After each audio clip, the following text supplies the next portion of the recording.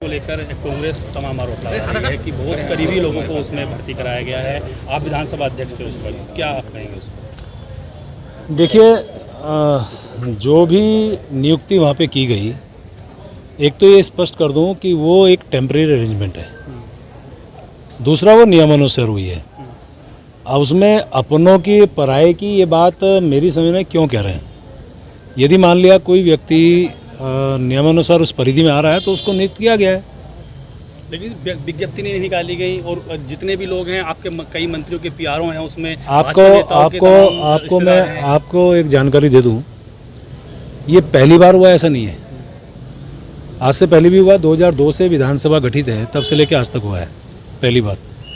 दूसरी बात यह है कि आवश्यकता अनुसार यदि जब किसी माननीय अध्यक्ष को लगता है कि उसमें मैन पावर की आवश्यकता है तो वो नियुक्त करता है, उसी आधार पे इस बार भी हुआ। और विज्ञप्ति की जहाँ तक बात कर रहे हैं, 21 साल के इतिहास में पहली बार उत्तराखंड की विधानसभा में एग्जाम कराया गया, लेकिन भर्ती तो नहीं हुई। अभी आप सुन तो लीजिए भाई साहब, यदि आप ही को जवाब सवाल करने से मेरे से क्यों पूछ रहे हो। मैं ये कह रहा हूँ कि पहली बार उत्तराखंड के इतिहास में एग्ज़ाम हुआ है, बाकायदा उसका जो 8000 के लगभग हमारे अभ्यर्थी थे, उनके एग्ज़ाम होने के बाद मुझे जो जानकारी मिल रही है, शायद कोई व्यक्ति हाई कोर्ट गया है, हाई कोर्ट के कारण वो विषय रुका है। वो प्रश्न पत्र जिन्होंने हल किए हैं वो बाकायदा स्ट्रांग रूम में हैं अभी, तो इसलिए उस पर हम कोई टिप्पणी नहीं कर सकते क्योंकि हाई कोर्ट का मामला है। तो ये पहली बार हुआ है। मंत्री जी, आपने कहा कि इससे पहले भी भाजपा सरकार नहीं, मैंने कब कहा उन्होंने भ्रष्टाचार किया? आपने कहा पहली बार नहीं हुआ है, तो यही कहा ना मैंने, भ्रष्टाचार तो नहीं कहा ना। आप अपने मुंह से निकालेंगे शब्दों के भ्रष्टाचार हुआ, भ्रष्टाचार बताइए कौन सा भ्रष्टाचार हुआ? 72 लोगों में नहीं रखा गया ना, कौन सा भ्रष्टाचार है बताइए ना। मंत्रियों के पीआर बिल्कुल रखे गए, आप बताइए ना कौन सा भ्रष्टाचार से रखे गए। तो ये मैंने कहा ना, नियमानुसार आप जानकारी लीजिए। 27 दिसंबर 2021 को ज्वाइनिंग हुई, 5 महीने बाद वो तनख्वाह लेते हैं। 30 मार्च से 29 तारीख को आपको पोर्टफोलियो मिलता है वित्त का, तो आपके वित्त मंत्री के बनने के बाद ही इनको वित्त की अनुमति कैसे मिलती है? ये विधानसभा जवाब देगा, क्योंकि ये विधानसभा का क्या पूर्व वित्त सचिव अमित नेगी ने सिग्नेचर नहीं किए थे? ये विधानसभा जवाब देगा। अच्छा सर, पूर्व मुख्यमंत्री भी ये कह रहे हैं, आपको नहीं लग रहा है कहीं गलती है कोई? एक पूर्व मुख्यमंत्री भी कह रहे हैं कि उनके पास फाइल नियुक्ति को लेकर फाइल आई थी, लेकिन उन्होंने उस पर साइन नहीं किए थे क्योंकि वो त्रिवेंद्र रावत जी को भी जानकारी होनी चाहिए कि एग्जाम की बात हमने कही है, एग्जाम कराया है। और एग्जाम यदि हाई कोर्ट में, मैंने कहा ना आपको, हाई कोर्ट में यदि वो लंबित है तो उस पर आप क्या टिप्पणी करेंगे? हाई कोर्ट निर्देश है, कॉपी रखी है, उसमें उसका निर्णय आ जाना चाहिए। तो ये 72 लोग रखने की ऐसी क्या जरूरत थी? उत्तर प्रदेश की विधानसभा हमसे कई गुना बड़ी है, उनकी संख्या कार्मिकों की हमसे कम है, हमारी इतनी ज्यादा है। आपने कहा ये तदर्थ हैं, इनको पहले दिन से सारी सुविधाएं मिल रही हैं। आपको फिर मैं कह रहा हूं कि आवश्यकता अनुसार जब भी आवश्यकता होती है, विधानसभा अध्यक्ष उस आधार पे उनकी मैन पावर को रखने का उसको अधिकार रखते हैं। सर जांच होनी चाहिए। 72 लोग भर्ती हुए थे, मेरा कहने का मतलब है कि आप उस समय अध्यक्ष थे। ये 72 लोगों के लिए, जैसे आपने 35 लोगों की विज्ञप्ति निकाली, उनके लिए विज्ञप्ति निकाली थी या फिर इनको कैसे भर्ती? टेम्परेरी अरेंजमेंट है, मैंने कहा ना आपको। कोई विज्ञप्ति नहीं निकाली? नहीं, इसमें विज्ञप्ति लगाने का कोई मतलब नहीं है, टेम्परेरी अरेंजमेंट है। टेम्परेरी अरेंजमेंट वालों को टाइप 2, टाइप 3, टाइप 4 के मकान भी दे दिए गए। नहीं, वो मुझे जानकारी नहीं है। अच्छा, तो उसकी मुझे जानकारी विधानसभा में उसकी जांच की आवश्यकता है, क्या जांच होनी चाहिए? देखिए, मैंने क्या कहा, सब नियमानुसार हुआ है, तो अभी जांच का विषय कहाँ से आता है? नियमानुसार किया है, टेम्परेरी अरेंजमेंट है, आवश्यकता जब पड़ती किया जाता है।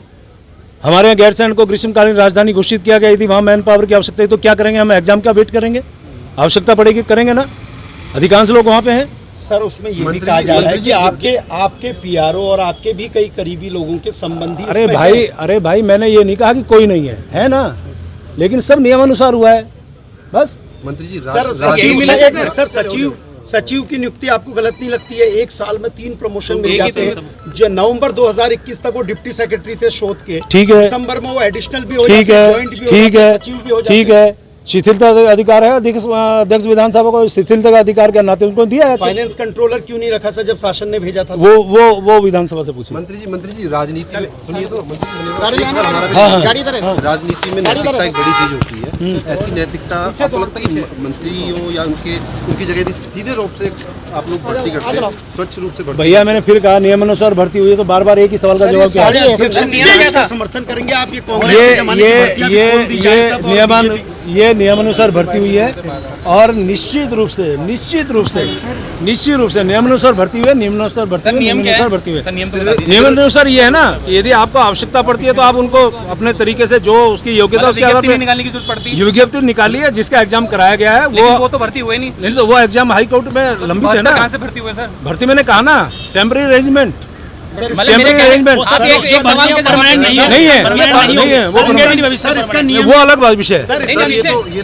मंत्री को हमने कहा है कि सभी भी जो भी भर्ती पे घोटाले हुए हैं उन सभी घोटालों की जांच चल रही है और उस पर एसटीएफ ने बहुत अच्छा काम किया है। अभी तक 25 गिरफ्तारियां अभी तक हो गई हैं और एक एक करके सबको बाहर निकाला जा रहा है, चाहे कोई कितना ही बड़ा क्यों ना हो, किसी के तार किसी से जुड़े हो क्यों ना हो, जांच उससे प्रभावित नहीं होने वाली है। और अंतिम व्यक्ति जब तक इस घोटाले में जो लिप्त होगा नहीं पकड़ा जाएगा तब तक ये जांच चलेगी।